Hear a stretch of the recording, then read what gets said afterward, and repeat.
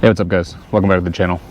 So on today's video, I'm going to be replacing a hydraulic line on my RV's auto leveling system.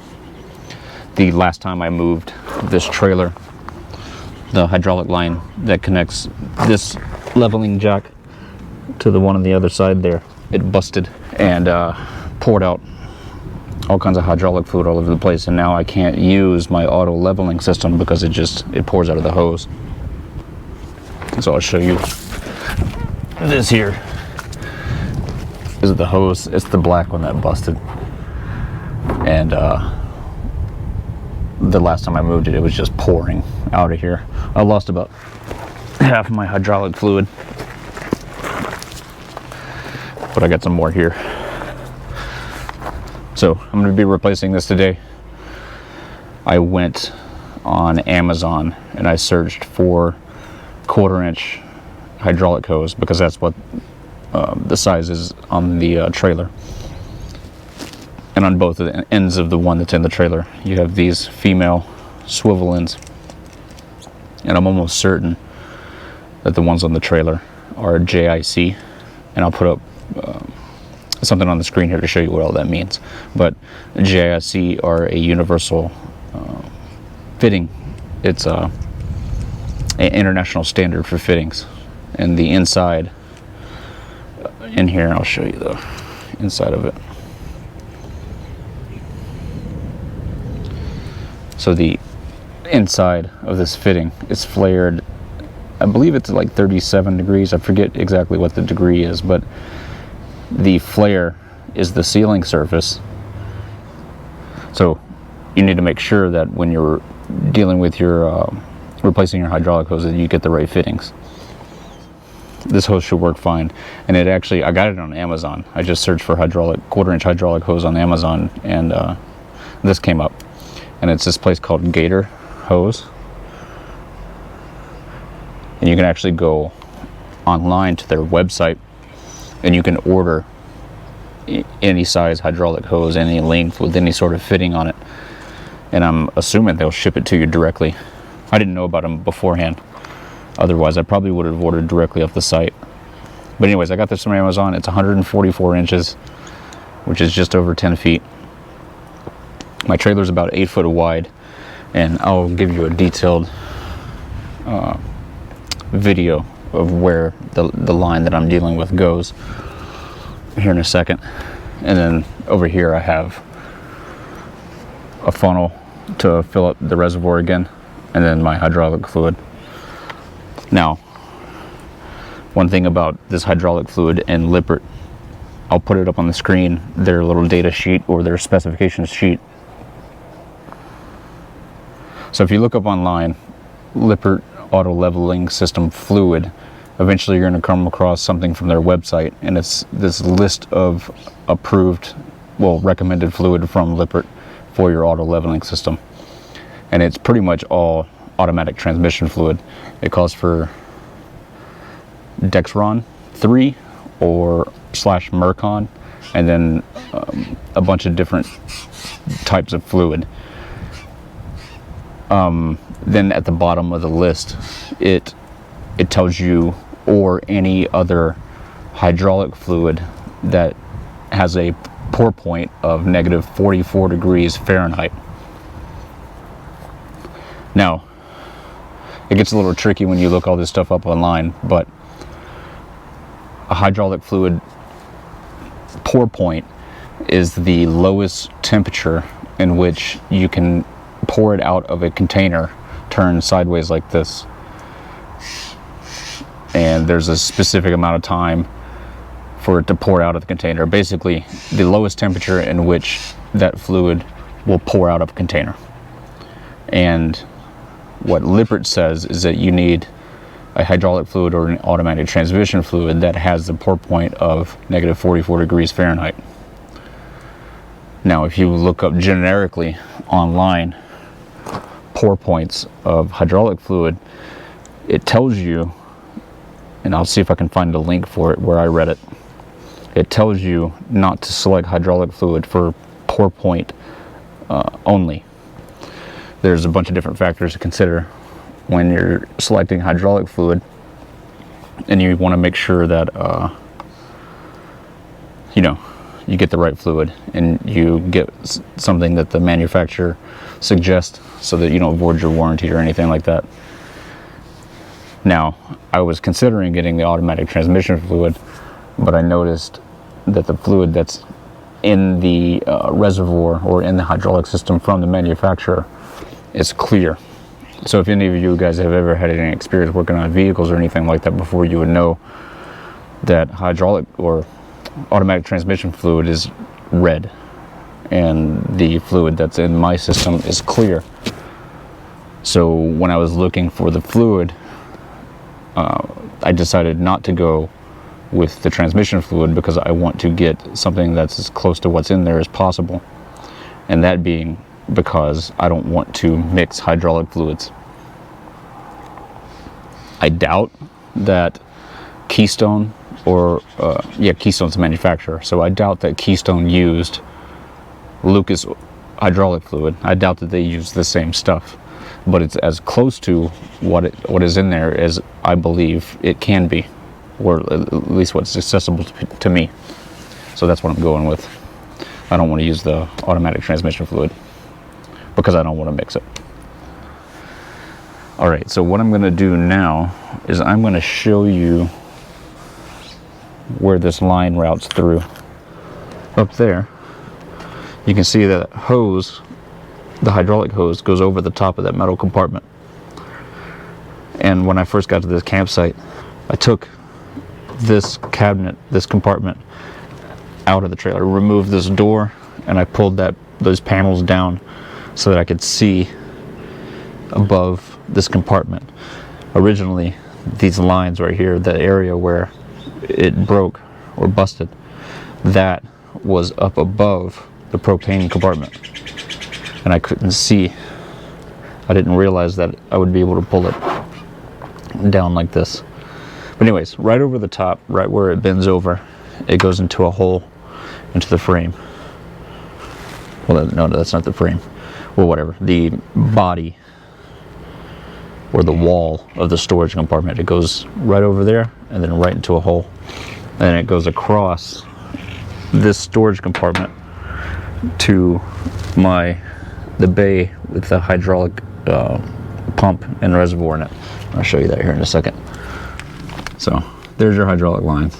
That's where it comes in over there at that hole, and then it runs across the top of that storage container or compartment, and then it goes right there.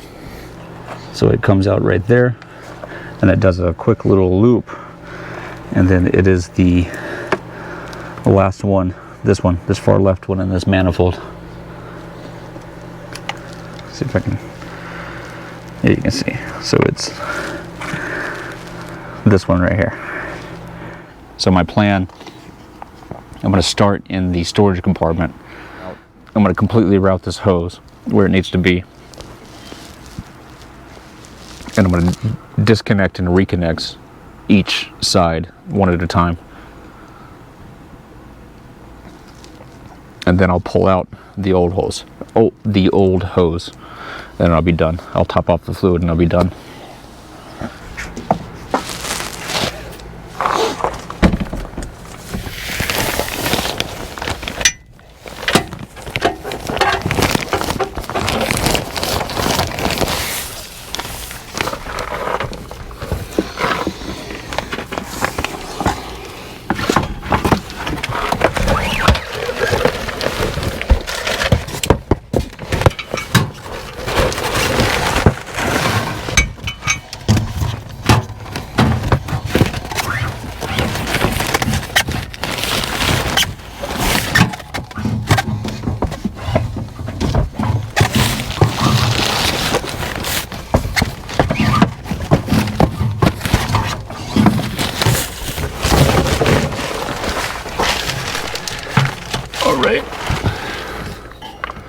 So there you go.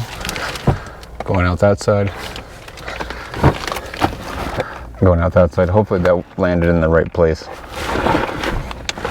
I want to come back afterward and I'll clip these zip ties and redo them. when I go to pull out that old one. Let's see what happened over here. Sweet. It was perfect. So you can see where it ended up. Let me look at the other side.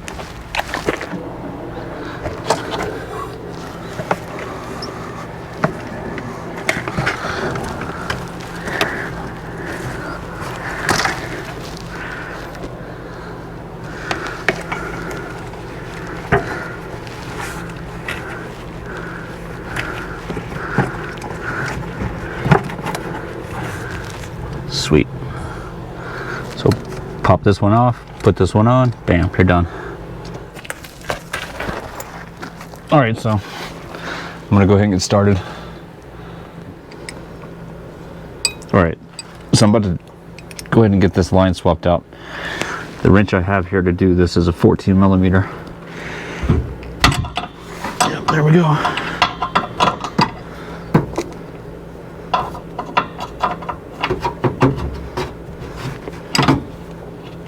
Now, yeah. All right, so definitely losing fluid. It's gonna get a little messy. Hopefully I don't get anything on the camera. The system's not under pressure. Jesus, my freaking light's dying. So hopefully it won't continue leaking. So make sure you don't cross thread these things. And it's not that easy to do with one hand, honestly. There it is. Get it as far as you can with your fingers. And I'm just going to cinch it down with this wrench. And then we'll go to the other side.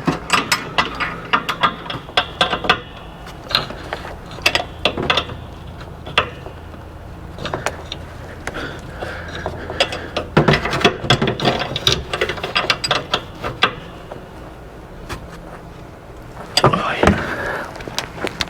That feels nice and tight. Let's go do the other side. And one thing you really want to be careful for, there's a positive and negative terminal here for the hydraulic pump. You don't want to touch those together with your wrench. So you got to be very careful.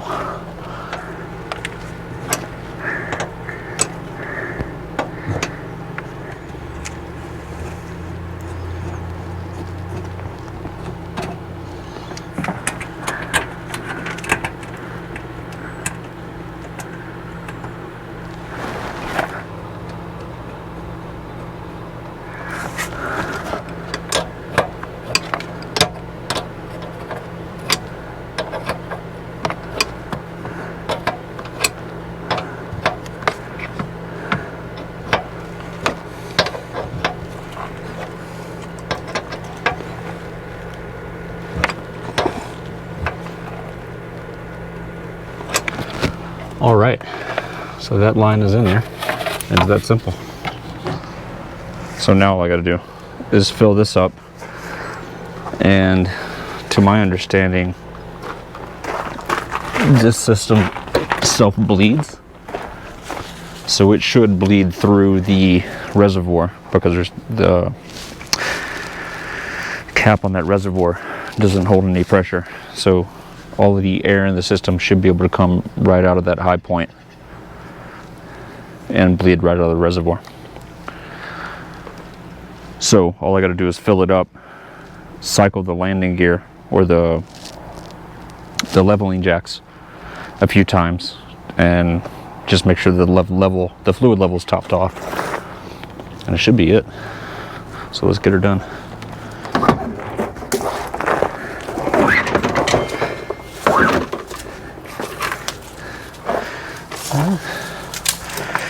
There we go. This stuff is so much cheaper. Look at that. You shouldn't be able to do that.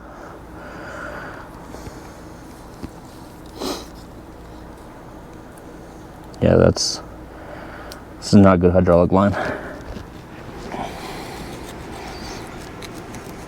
No, it shouldn't cut like that. Oh, that's terrible. Usually you do shears, metal snips. cut these things. That's like a plastic lining. There's no steel braiding in here at all. Now it makes me concerned about the rest of the hose in the trailer. All right, let's go fill this reservoir up.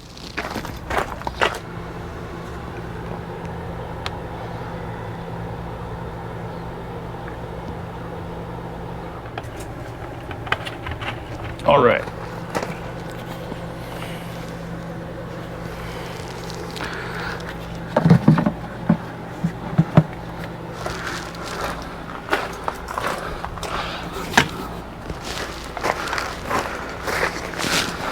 All right, so I got it pretty full. Might be a little bit more full than I needed it. Or maybe that's about right. I think it's just about right. So I'm gonna go cycle this landing gear. The leveling jack's my bad. And top it off if I need to.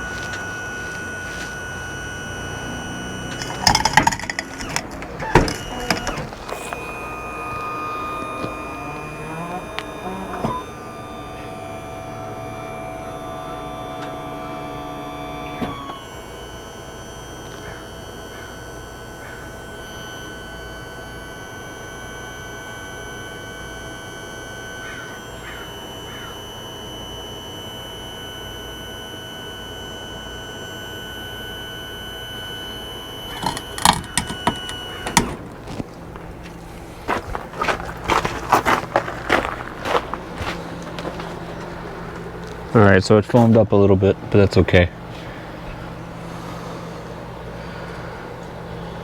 That'll settle. It got aerated a little bit when it was, so the air's coming up and it's aerating the hydraulic fluid.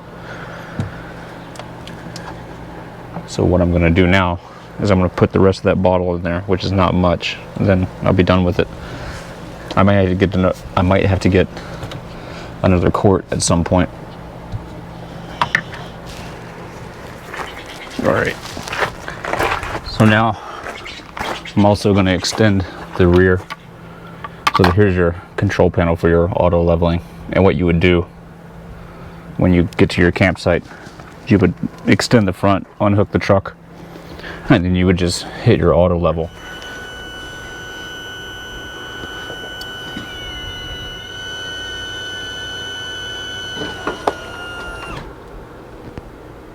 There she is. She is fully extended, leveled, still hooked up to the truck. Hydraulic system works. There's no leaking. I will go in and I will zip tie that hose and I will show you guys, and then that'll be the end of today's video. All right, so I got all that stuff done. I've got the new hose routed through there, zip tied.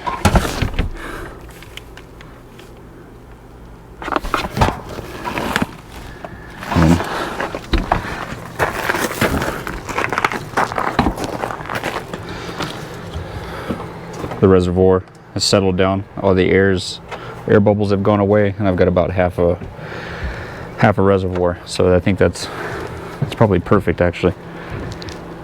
I might not need any more fluid because everything's extended right now. All right, so that's going to be it for today. I hope you guys enjoyed the video. Please consider liking and subscribing, and until next time, I'll see you guys later.